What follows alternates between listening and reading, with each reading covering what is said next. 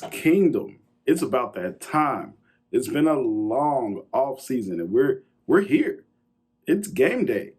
We finally are going to have some football, and I know everybody else is just as excited as I am because you can only get so much news and so much fantasy football until there's actual football. So everybody, it's technically a red Thursday. It's game day. I got red tie, red socks. I even got the red coffee cup. You know it's going down. So it's that time. Everybody, let's go ahead and like. Uh, Also, whenever you get a chance, comment, subscribe to the channel. This is On the Block Sports Chiefs, and my name is Anthony D. Hatton. This is just something that we like to drop in and give you guys as Chiefs fans. We're trying to get better at getting more regular now that the season's actually here. I plan on dropping at least weekly videos and then a little bit in between as well. Maybe some post game, maybe some live sessions.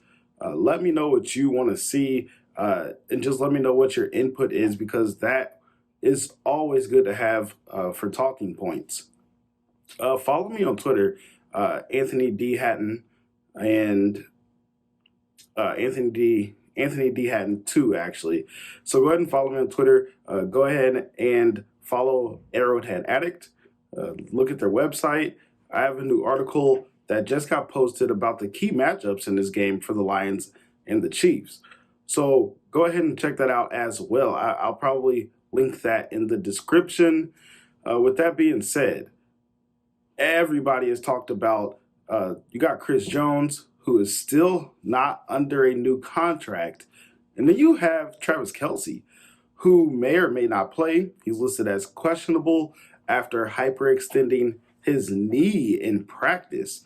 And so all this time he's healthy, and he's been healthy throughout his career. But then suddenly he hyperextends his knee. And there's supposed to be a bone bruise, depending on who you ask. If you ask his brother Jason, it sounds like it's just a bone bruise, and hopefully he will be able to suit up and play. I do expect the Chiefs to take it easy on Travis Kelce, unless he really is demanding to be out there and getting all the passes in the playbook like it's been practiced and rehearsed. That is something that Travis Kelce might do, but at the same time, I expect him to take it a little bit easy. And as we'll get into, I think their offense will be just fine. So who steps up for both Travis Kelce and Chris Jones? For Kelce, of course, you got Noah Gray, who's listed as the backup at tight end.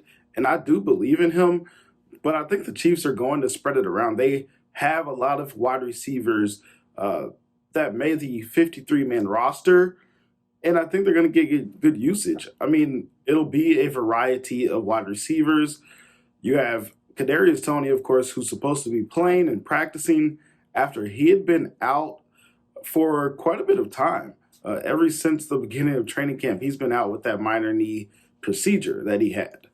So I think he's going to get a little bit, but Sky Moore, who I have huge expectations for this year, I think he might be the most reliable target outside of Travis Kelce for the Chiefs this season. So I expect that to get a good start. A lot of fans don't want to hear it, but Justin Watson, he's somebody that he's trusted by the coaches. He's trusted by Patrick Mahomes.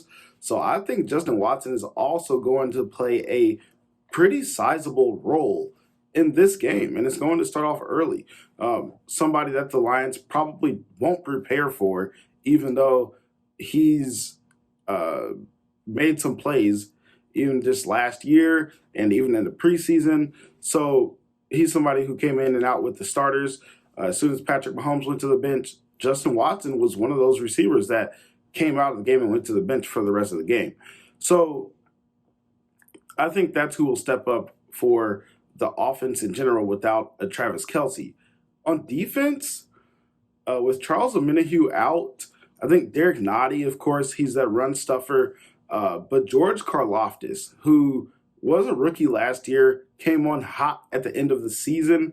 I think he has that inside-outside rushing ability. He's somebody who I have also big expectations for. He's on a breakout season campaign, I believe. Why not get it started nice and early against a strong offensive line? And he'll be somebody that can at least go and rush inside where Chris Jones usually is. So that is somebody I'm really looking forward to directly making a difference without Chris Jones being in this game. So everybody, I like to also get into a little bit of the Lions. And this is the first game of the year. So many people kind of forget that they got better at the end of last year. They actually had 5 Pro Bowl selections. If you consider TJ Hawkinson as one of their Pro Bowlers who got traded midseason to the Vikings. Outside of that, they had 4 offensive players. So their offense is going to be exactly what you would get from a team who has all Pro Bowlers on offense and none on defense. They carry the team. They have good quarterback play, and their offensive line is really good. I mean, they had a center and Frank Ragnow make it for the second time to the Pro Bowl. Penei Sewell, who's probably their best player altogether on the whole team, their right tackle. He was drafted in 2021, but he's been a stud his whole life, and he just picked it up in the NFL. He's been a beast. So Jared Goff also made the Pro Bowl. And then you got Amon-Ra St. Brown, their wide receiver. So the top wideout, their quarterback, and 2 offensive linemen were Pro Bowl selections. So if you're not familiar, Chiefs fans, this might be a little bit of a shootout because their offense is really what gets the Lions going. And I could see them, they came on hot at the end of last year. I could see them giving the ball to St. Brown quite a bit more because he's going into his 3rd season and his production and his role has been growing. So look forward to a possible shootout just because the Lions are good on offense. Don't discredit them.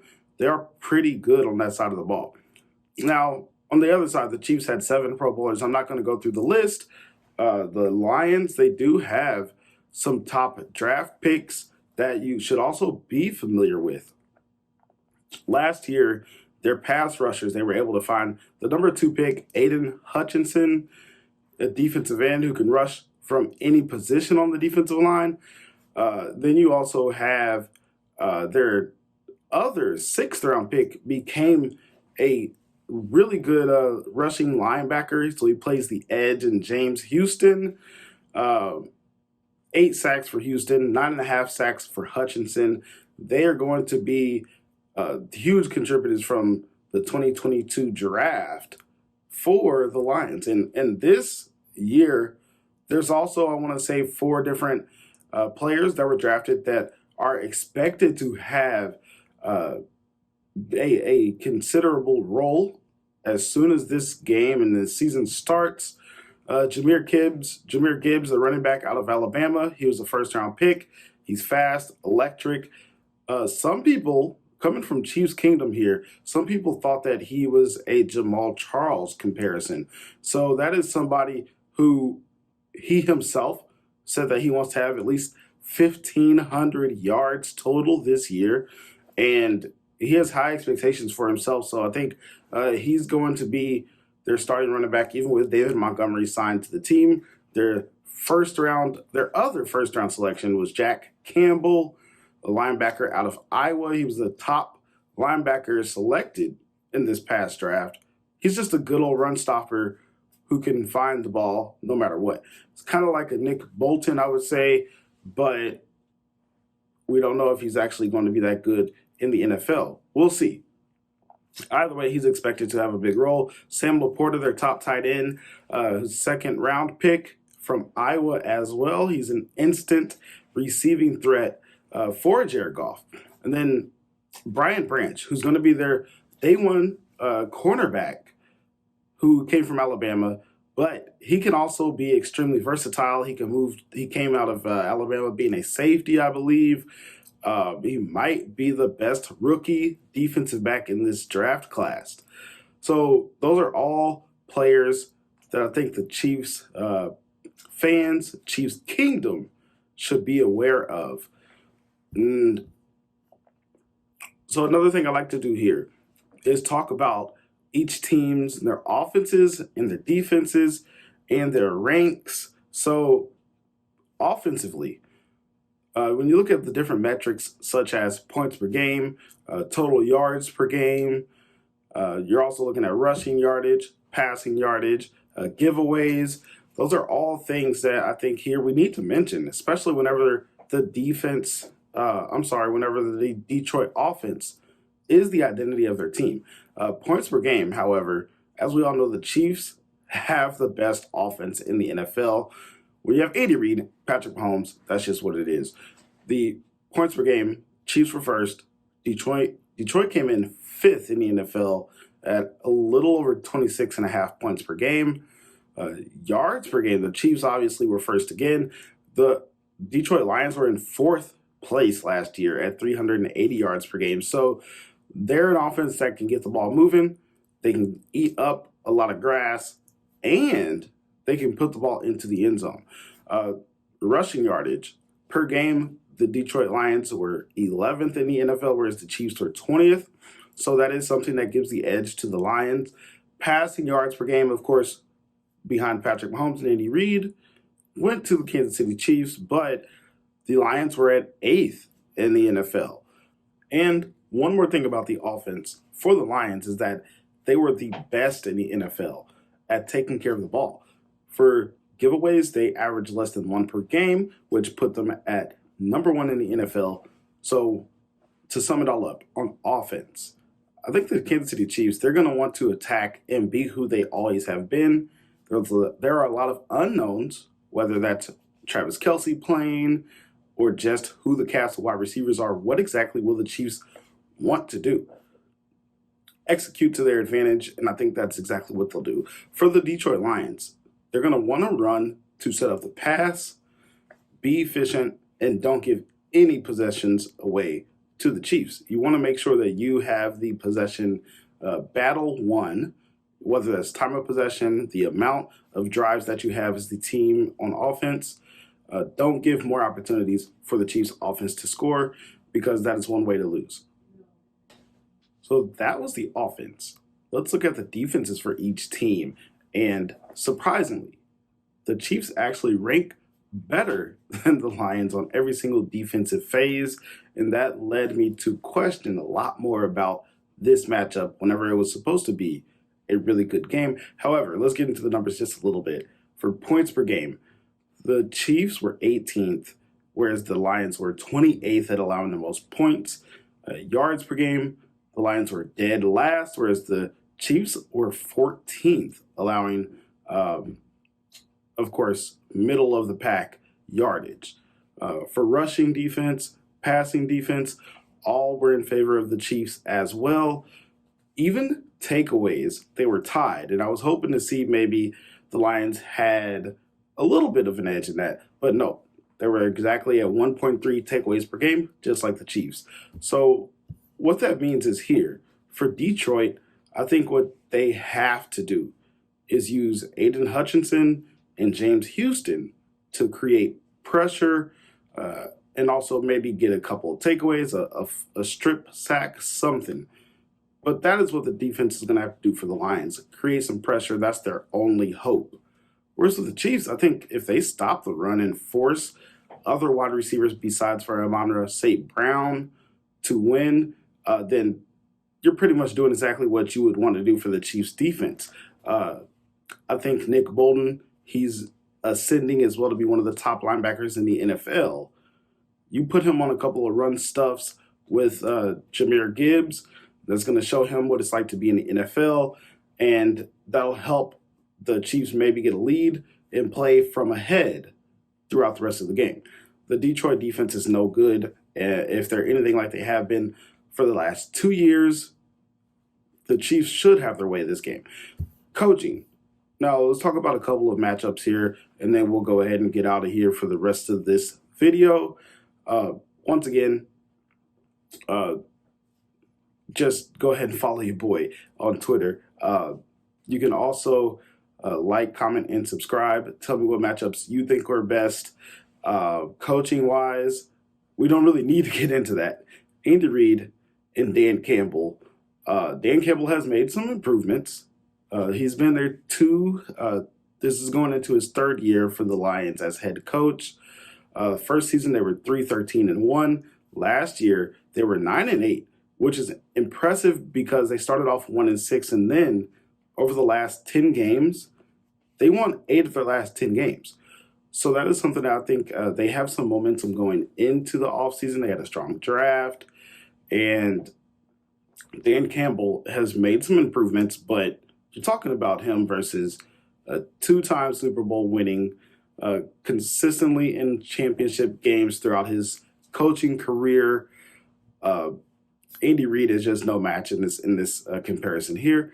So another coaching matchup that I think you should look at is Matt Nagy versus Aaron Glenn. Aaron Glenn, if you don't know, is the defensive coordinator. Dan Campbell as the head coach, he was a former tight end.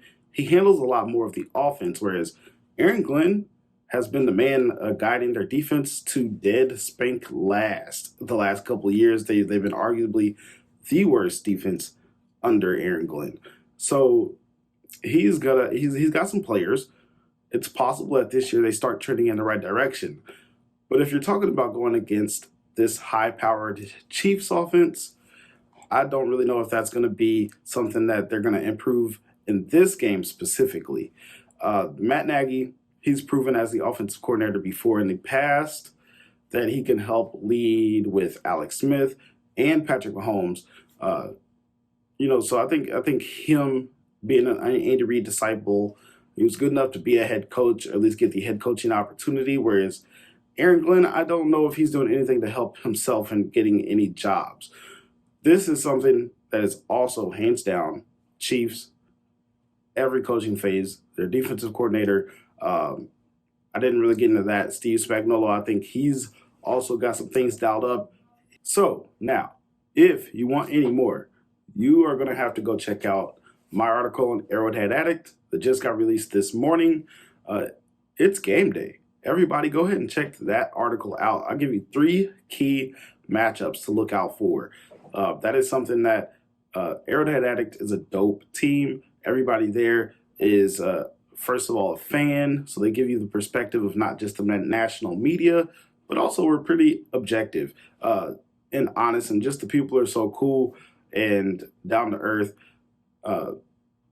Everybody, go ahead and check out arrowheadaddict.com as well. I'm going to tell you one last time, like, comment, and subscribe. This is On the Block Sports Chiefs. My name is Anthony, again as well. And you can find me on Twitter right there down below. Go Chiefs. It's Red Thursday, and we finally have some football. So tell me what you think about this game. What are you looking forward to? And who is going to ball out? Who are we having high expectations on? Who do you think is getting overlooked? Let me know. Well, everybody, we look forward to dropping some more content soon. Post-game takeaways, come back to this channel because we will definitely give you something there as well. Well, that'll be it for this one, y'all. Peace.